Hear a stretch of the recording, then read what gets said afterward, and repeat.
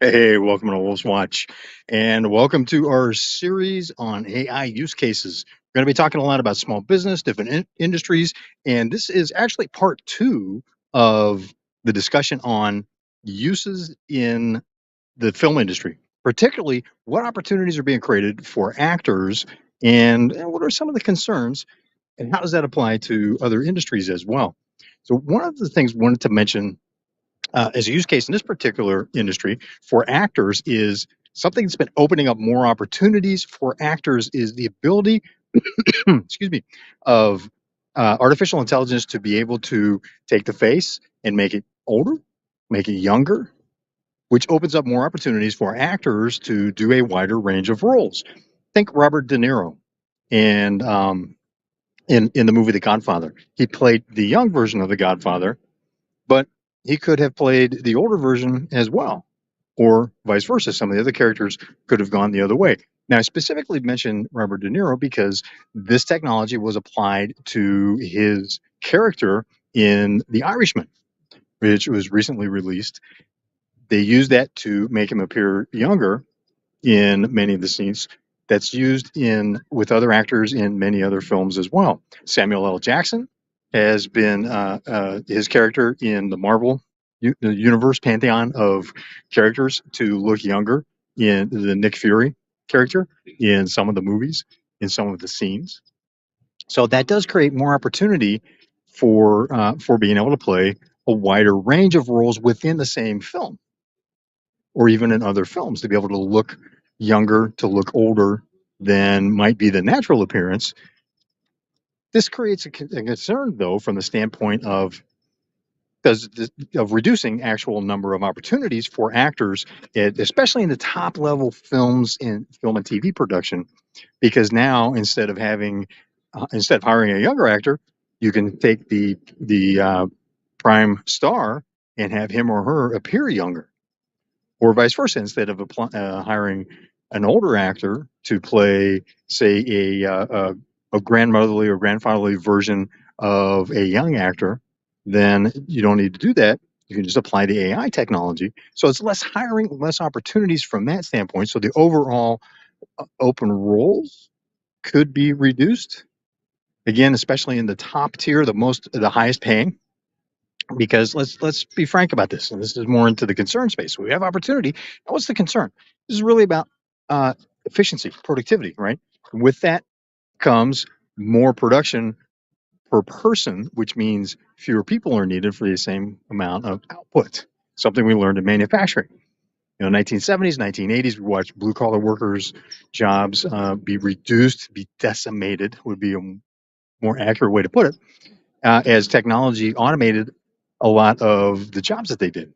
So it made it possible to do so much more with fewer people that fewer jobs were available. However, for those people that still had jobs, it created a lot more opportunities because they had much higher skill level and provided much more value to the companies that hired them. So they got compensated at higher levels as well. So what will happen in the film industry for actors? Let's bring this back to actors. So this means that at the highest paying film and TV productions, there could be, and I'm not saying that there will be, and not saying that there is, but there could be a net reduction in the highest paying jobs. And where's an upside to that? Well, something that is an upside is it means that there will be more opportunities in the independent film and other the non-union, if you will, roles will grow. So that will provide opportunity for actors that are earlier in their career to have more opportunities because of this technology, because it is democratizing. This is getting into use cases that'll be expanded on in future episodes. The technology overall is reducing the barrier of entry into film and TV. So it allows many more productions to happen. It makes it easier for new production companies, new media companies to begin and to experiment, bring things to market, and move up through the value chain, if you will, and what they're producing, and be recognized and provide more jobs and opportunities at higher levels. So as always, some positive and some pros and cons. What's good about this? What do we need to be concerned about? And this is something that applies to all professions, by the way.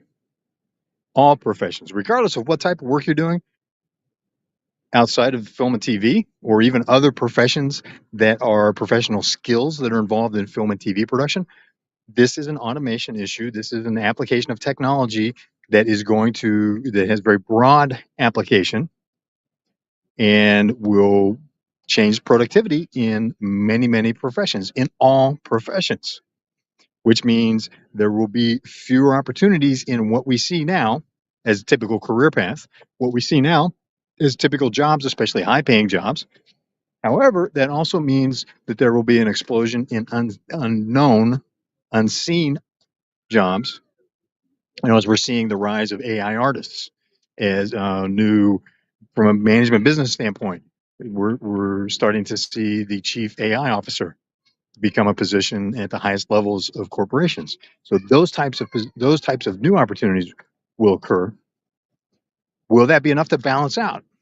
Right? Will there be enough new opportunities, new jobs created at the same or higher levels of pay than are lost?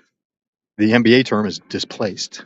Makes it sound more acceptable. But, the jobs that now go away and aren't there anymore at the highest paying level, will that be offset by the new jobs, and will they be higher paying? What we saw in manufacturing in the industrial world in 1970s, 80s, and 90s was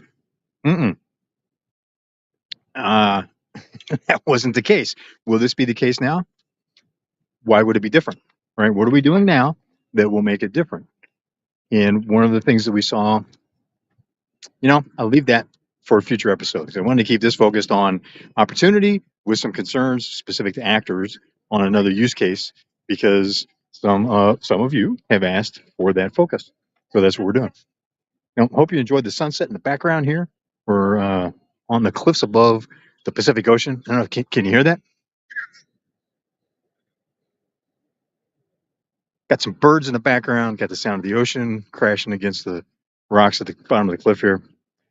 And helps to remain calm and centered and grounded amidst all this chaos that's happening around the deluge of new artificial intelligence tools, which are shifting everything right now.